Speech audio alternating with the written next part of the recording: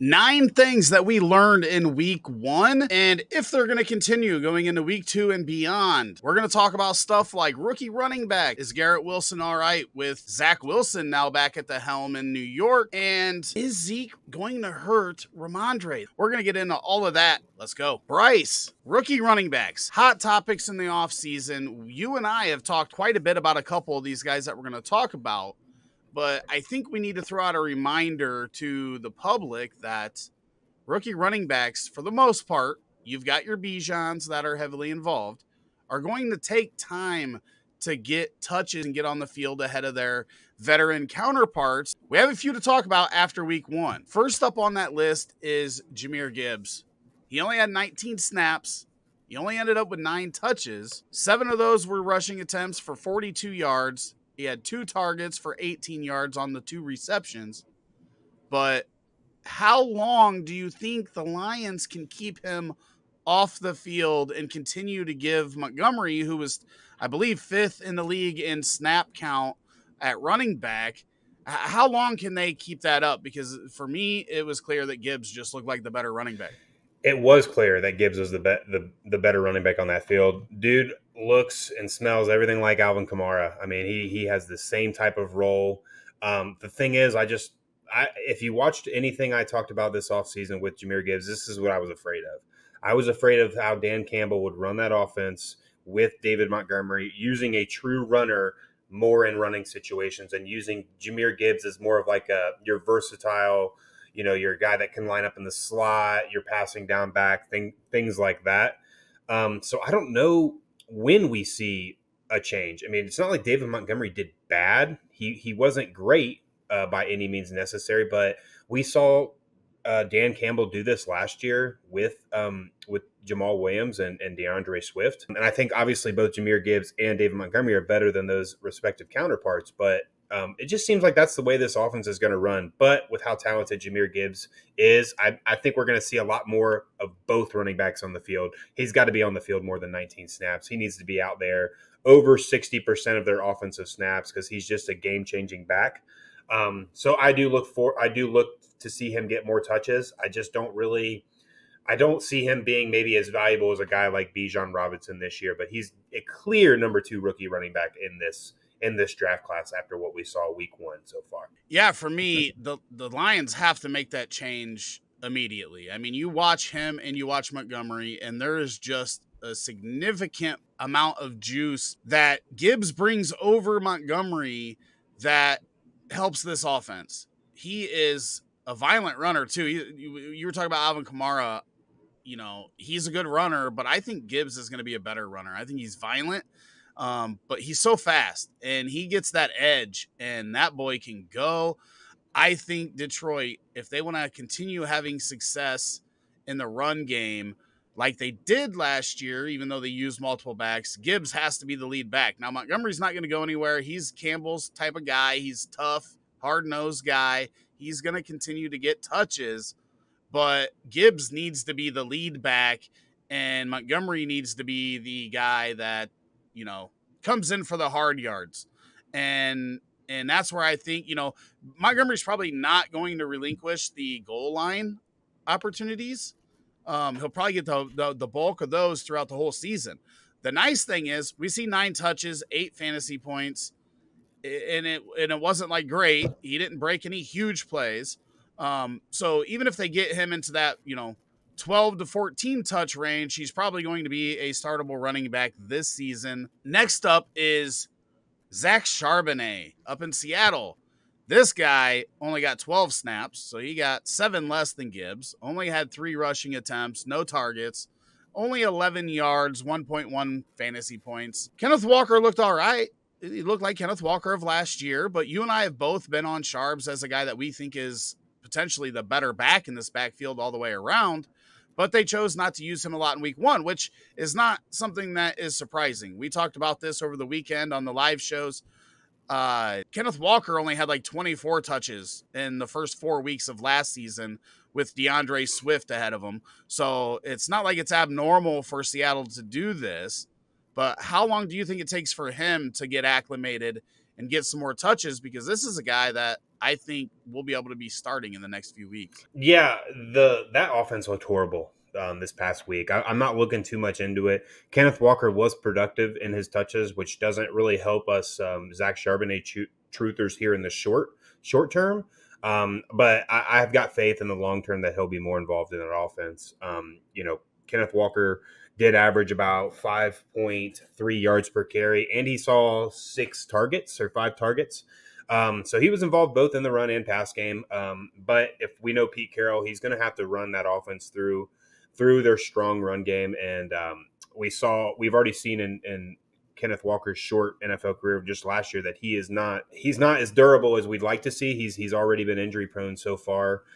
So I think he's going to go with a 2-back set moving forward, probably acclimating more to that around week 6 to 10, I would guess. So, hold on to Zach Charbonnet. There's nothing to worry about so far. That offense got no traction. They had to pass it the whole game because they were getting the break speed off of them by the Rams, who are supposed to be terrible this year. So look forward to Zach Charbonnet getting more involved here in the near future. Yeah, again, I think by week 4 we're seeing more, and especially if Geno doesn't look good in week 2. That's when that run game really starts to kick in, and they go back to the old Seattle style where they're not slinging it around as much, and they're running the ball a lot, like with Marshawn Lynch back in the Russell Wilson days, where he was just uber efficient, but only threw 25 times a game, and that run game did all the work while their defense was outstanding. I don't know that we're going to see them be that bad offensively again for a while, but I think Charbonnet will get more in the next few weeks, but again, take some time. The other one that I wanted to hit on here was Tank Bigsby, another guy that you and I are pretty high on. He had some little missteps, though. He had a drop on his first opportunity through the air, and then later on, I wouldn't even really call it a big gaffe because nobody knew what was going on the play, but T-Law, fumble, people thought it was a pass attempt, so that it was just an incompletion. He picked it up, got knocked out. They picked it up, and I believe they scored on that play. So it looked a little bit bad. But the thing that I liked that Peterson did in that game was right after Bigsby had that mishap, he went right back to him and let him know, hey, we're confident in you. Get back on the field. Just clean it up, and you're good. But on the run, did not look good. Indianapolis' defense against the run was actually a little bit better than I expected it to be, even though ETN did break a big one that kind of inflated his numbers. But there was a lot of stuffs from that Indianapolis defense that I don't know we expected, but he was 7 for 13 yards and 1 touchdown. He did get into the end zone. They showed some confidence in him there. I think we're going to see that a lot this year. And I think he's going to be way more productive than 7 attempts for 13 yards. What were your thoughts on Bigsby? Bigsby was one of those guys that you could compare his usage similar to Jahmyr Gibbs. Like, he was only on the field for 15 snaps, but he saw touches and about half of them, if not targets on him as well. So he's going to be heavily involved. I mean, Doug Peterson even talked this offseason that his role is just going to increase as the season goes on. Yeah, sure, he had a couple of mistakes, but they didn't bench him for it. They put him right back in there. He had one of the more impressive runs of the day of getting stuffed in the backfield and then just drove all the way down to the 1-yard line, which then he put in for his single touchdown of the day. So, yeah, I think he's really going to eat into ETN's production this year. Another true split backfield this season where both running backs are going to be valuable when it comes to starting in your lineup. It just, a lot of people hope that ETN would be maybe a true number 1 back, and I just don't see it this year. Tank Bigsby is going to be a productive back in that offense, and he's going to be involved. Yes, and this is just a reminder. Don't get antsy with these rookie running backs after 1 week. Wide receivers get on the field typically a little bit faster, not necessarily produce more right away, but outside of the, top tier running backs, a lot of them take 4 to 6 weeks till they start really getting acclimated to the offense. So don't panic and sell these guys, especially in Dynasty, because you are going to see more production out of them as the season goes. Next up, one of your favorite running backs of the offseason, Buffalo, James Cook. He had 41 snaps. Latavius Murray had 16, and Damian Harris had 9. So 41 to 25 compared to his backfield counterparts. I'm not a big fan of James Cook.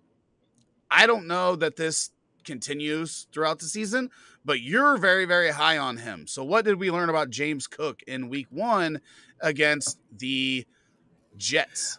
I like James Cook based on his price this offseason. If you found somebody that wasn't as high on him as I was, the one thing that interested me when watching that entire game was that James Cook came out every drive, I believe every drive, as the running back. He got spells throughout because he was heavily used in at the beginning of the game, and a lot of the drives he was getting targets, he was getting some rushing attempts, and it seemed like his field vision was very good. Like it seemed like he bounced it out when he needed to.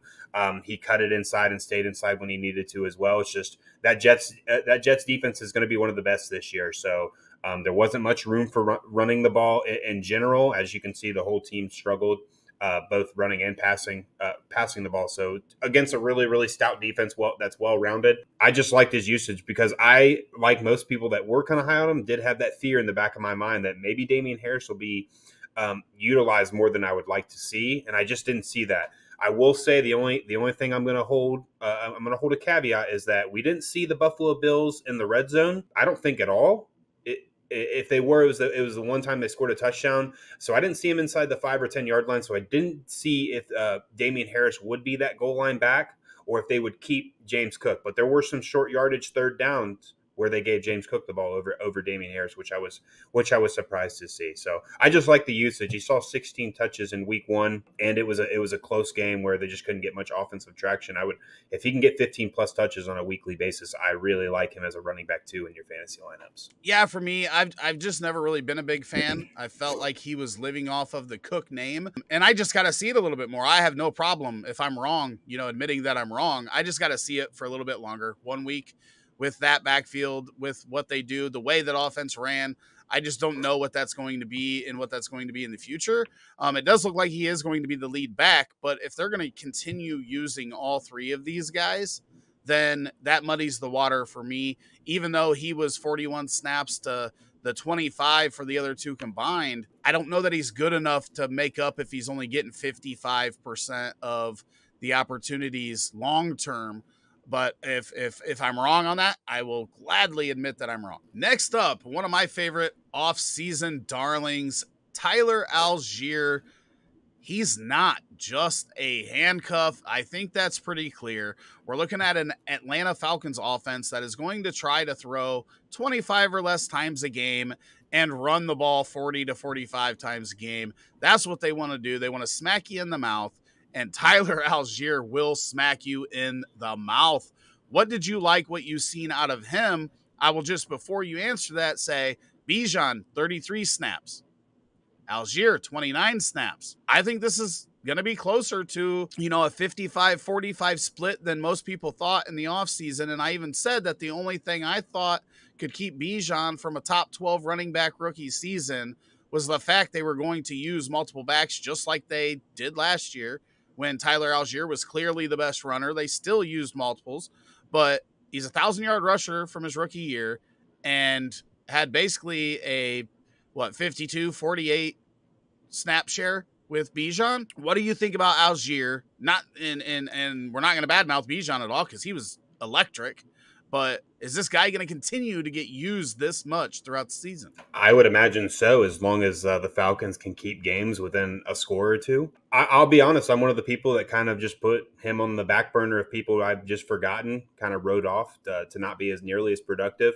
I thought he'd be a really, really nice backup running back to have in case something did happen to Bijan. But the way that offense ran, I watched a lot of that game. They were out there together several times. Bijan is going to be heavily used in the pass game when they do throw the ball, which was nice. I think he might have been their highest targeted player because Kyle Pitts and Drake London didn't even come close to as many targets and or yards as Bijan, I think. So that kills anybody who has those 2 players on their fantasy team. But this is going to be a run and short pass team using these running backs. Both of these guys, I think, put up over 20 fantasy points this past week. I like having both of them in your lineup on a weekly basis. Tyler Allgeier is not going anywhere.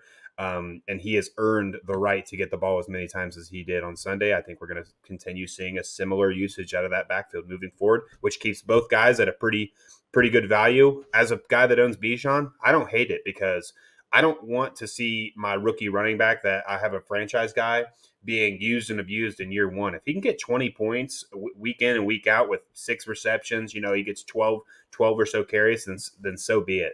The more the merrier there. So I like it. Yeah, I 100% agree with that. I mean, again, Bijan was awesome on his touches. He had 10 rushing attempts for 56 yards, 6 receptions on 6 targets for 27 yards, and a TD, and then scored 20.3 fantasy points.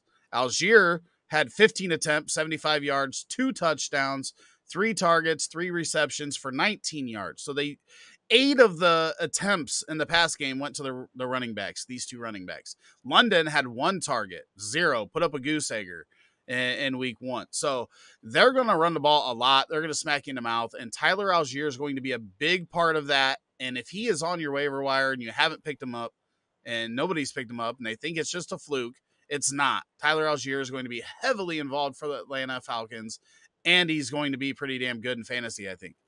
Here's the big question everybody has this week. After we saw Aaron Rodgers go down with the Achilles injury and Zach Wilson come in, and even Peyton Manning, if you watch Peyton Manning cast last night, he was not liking what he was seeing out of Zach Wilson. You don't think that Zach Wilson is going to kill Garrett Wilson's potential. I think it has to drop a little bit. I'm not questioning Garrett Wilson's talent, but he's a guy that if I was in a redraft right now, I would be considering moving him because I'm worried about Zach Wilson, quite frankly. But what are your thoughts here? Because you don't think that it's going to ruin him. What are your thoughts? I definitely don't think it'll ruin him. It will hinder to an extent. Obviously, with Aaron Rodgers not at the helm, the touchdown upside has to plummet a little bit in that Jets offense. Again, this was a Monday night game against a tough Bills defense. The whole AFC East outside of the Dolphins have tough defenses. So there's 4 games a year that it will be a tough matchup for Garrett Wilson at the minimum. So but we just saw the touchdown. I mean, if you watched any of the highlights of the game, the touchdown he made was awesome. The dude's a freak athlete. And if you're Zach Wilson, you already have a connection with Garrett Wilson. You've already played a year with him, even if you didn't start the whole year last year. You have practice time under your belt. Allen Lazard, that was the Aaron Rodgers connection that he had. So if you're Zach Wilson and you're the Jets, which now I would imagine that they're not going to be, winning, they're not going to be leading by a lot at a lot of games this year. And they're going to be forced to be throwing the ball late in games, I'd imagine. You got to target your best athlete, and that's Garrett Wilson. So I could see his targets honestly being the same, if not a little bit of an uptick. I mean, Aaron Rodgers does like to spread the ball out a little more.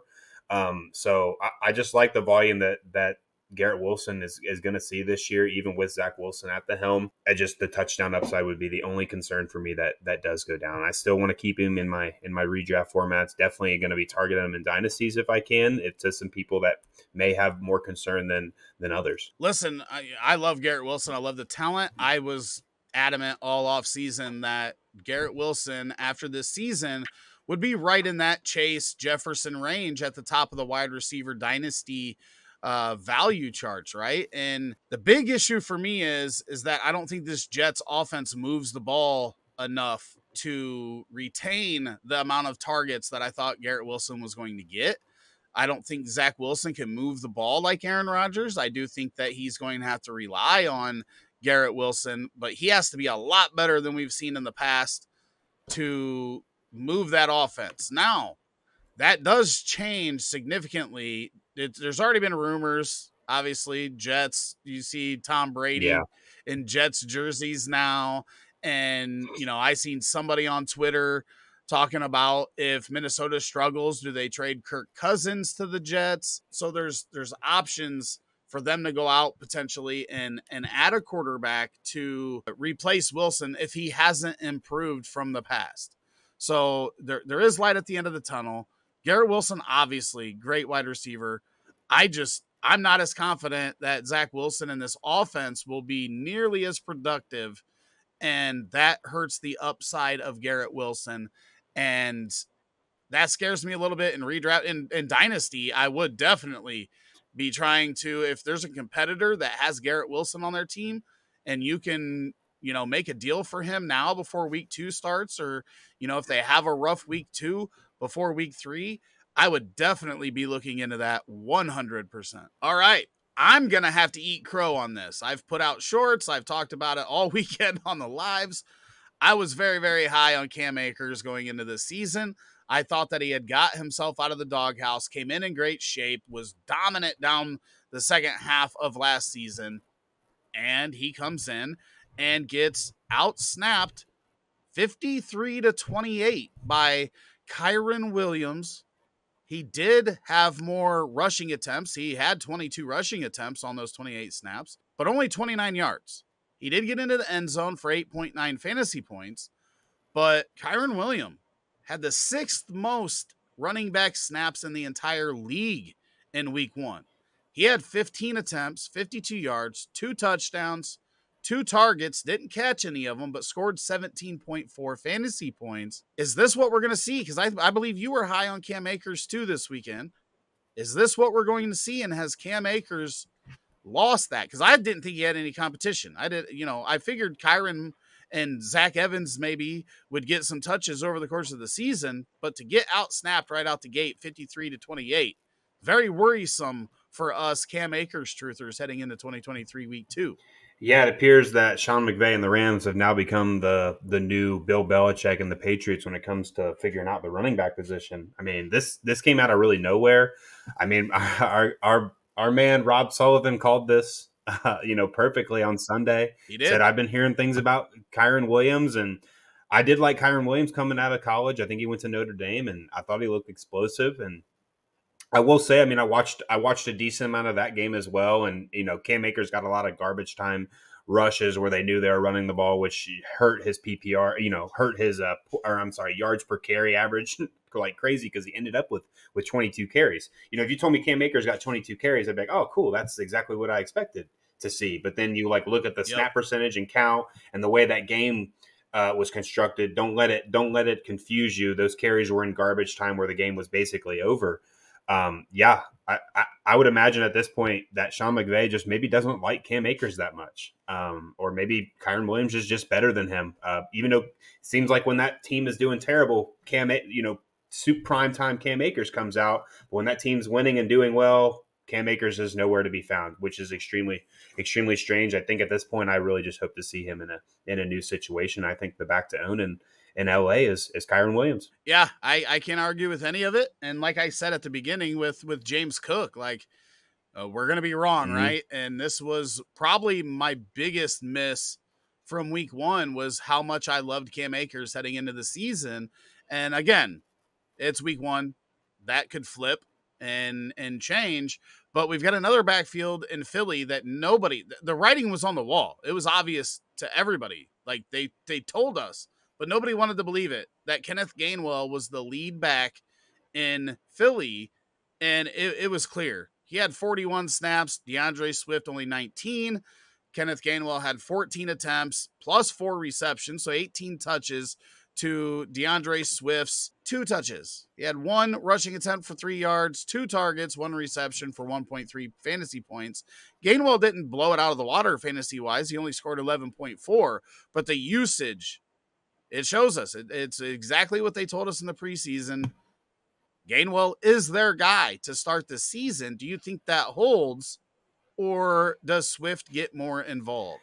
I would imagine Swift gets more involved, but Gainwell's their guy. I mean, I watched that game as a Patriot fan, and right away Gainwell got, I think, like 5 or 6 touches in the first drive and maybe another couple in the next drive. I mean, he had almost half his touches in the first 2 drives, which makes sense because that game started to get close, and it really seemed like the Phillies started to throw the ball a little bit more. But yeah, I will say I really don't want a part of any of this backfield still. I think that as we move forward, if Rashad Penny gets healthy, we're going to see a higher split. I think DeAndre Swift will get more involved and get more opportunities because he only got 2, like you said, the ball 2 times. I think he's too talented to not get it, at least like 7 to 10 times a game, which I see moving forward. Kenneth Gainwell, he did his job. He didn't do anything spectacular, but he also didn't do bad. So, he's kind of a mediocre back to have. If anything, I would be looking to capitalize on this after week 1 and see if you can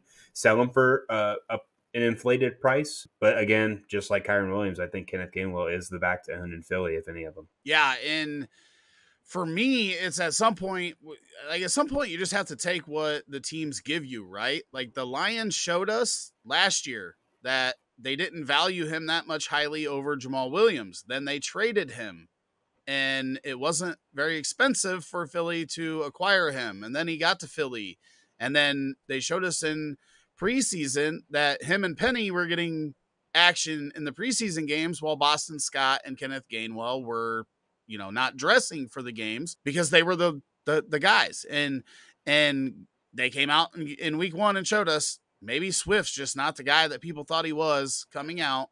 And now the second team is showing us. Again, it could change, but if this continues over the next couple of weeks, then, your time to get out of the Andre Swift game is coming to an end pretty quickly. All right, this is one.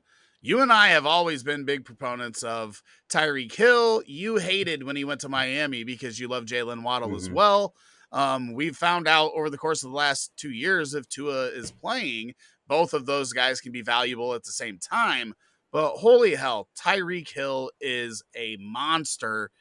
And we both think that what we saw in week 1 was foreshadowing of if Tua can stay healthy, Tyreek might break the wide receiving record this year, just like he said prior to the season, and everybody kind of joked about it. But this dude went 15 targets, 11 receptions, 215 yards, and 2 touchdowns to score 44.5 fantasy points. He helped me get the high score in 3 of my leagues and second in another. Luckily, 2 of those pay $50 a week for the weekly high scorer. So, Tua, I appreciate you. What are the odds this dude actually breaks the record and in turn maybe breaks the fantasy record for points scored by a wide receiver in 2023? I think that Tyreek Hill was saying this and he meant it every bit of it. I mean, I think their head coach Mike McDaniels, right? Yes, is honestly like one of the smartest offensive coaches that are in the NFL this year. I think he's going to help Tyreek Hill get this record, whether Tua stays healthy or not. This dude can get wide open. It doesn't matter who's covering him. He is just too fast. He's too twitchy. He's too fast. I've been almost on this track now for.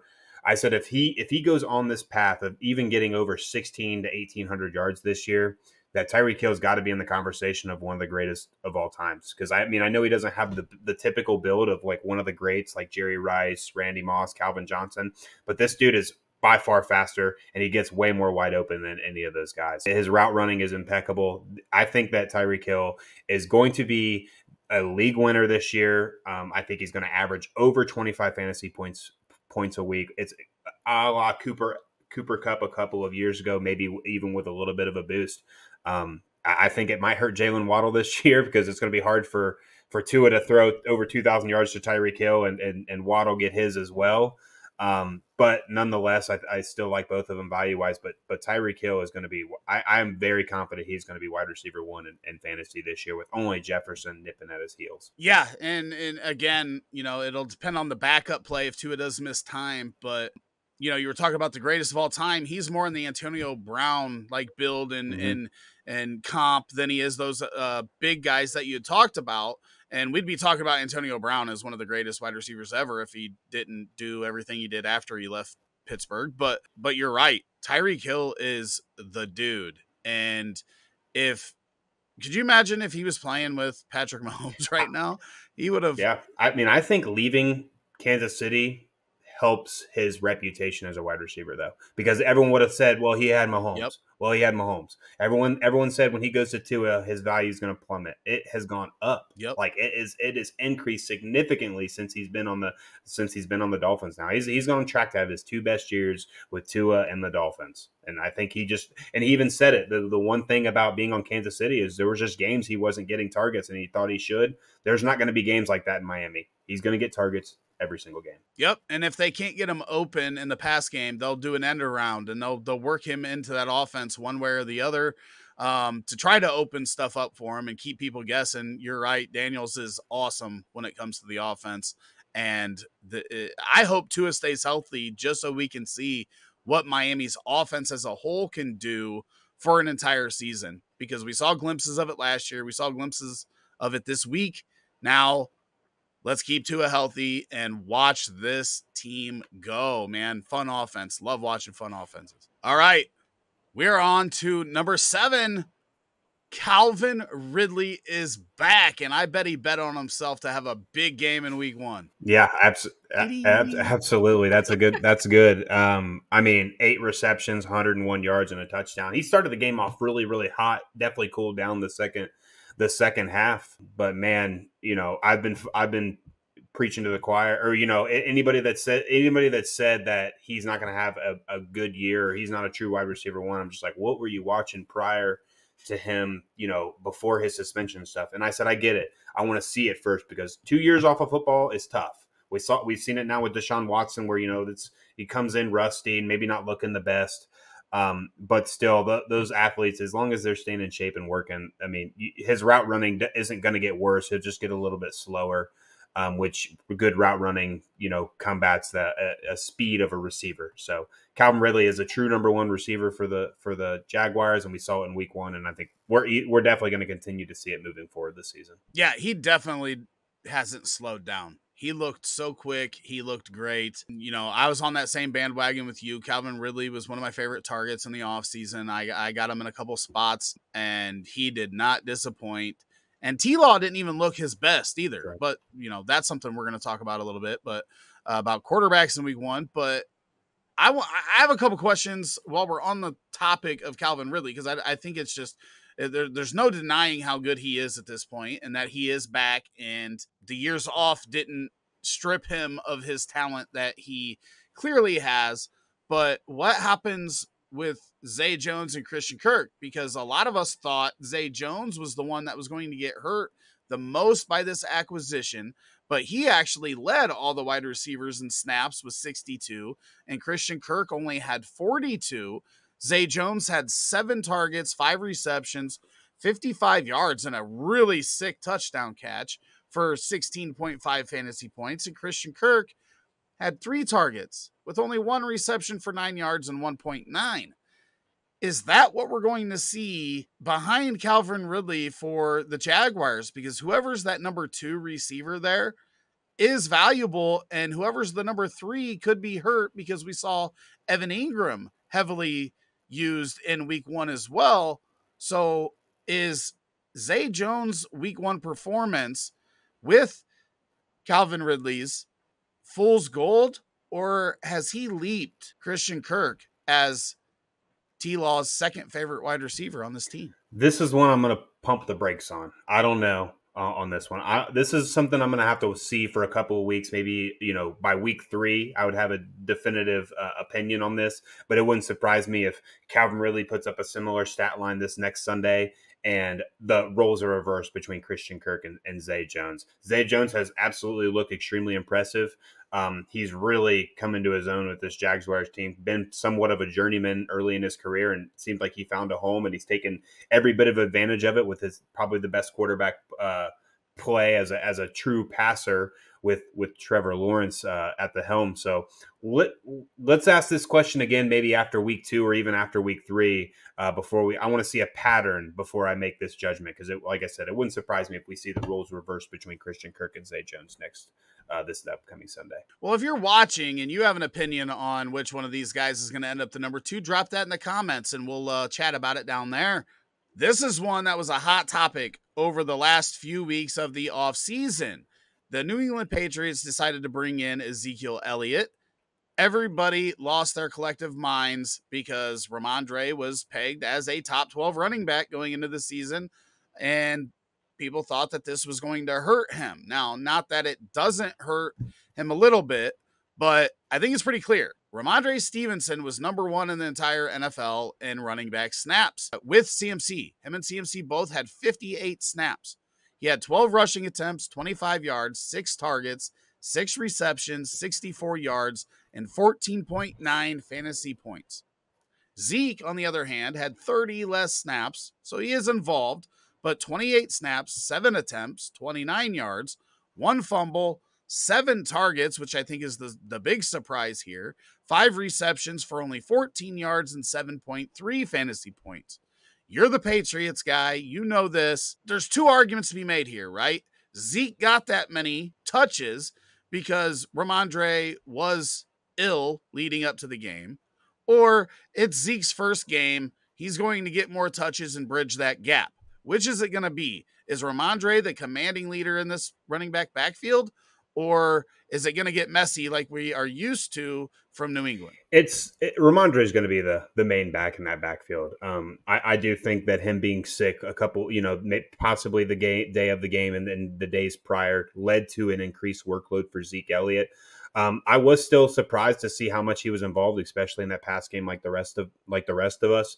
But it makes sense. The Eagles defensive line and their linebackers, the Patriots offensive line was just not able to run block very well. Neither had very much success on the ground, and they got a lot of their value in that passing game. I don't mind having Zeke on my fantasy lineup or on my fantasy roster. I just won't feel comfortable starting him like I do Rhamondre. Rhamondre ended up as RB13 week 1 with 14.9 fantasy points.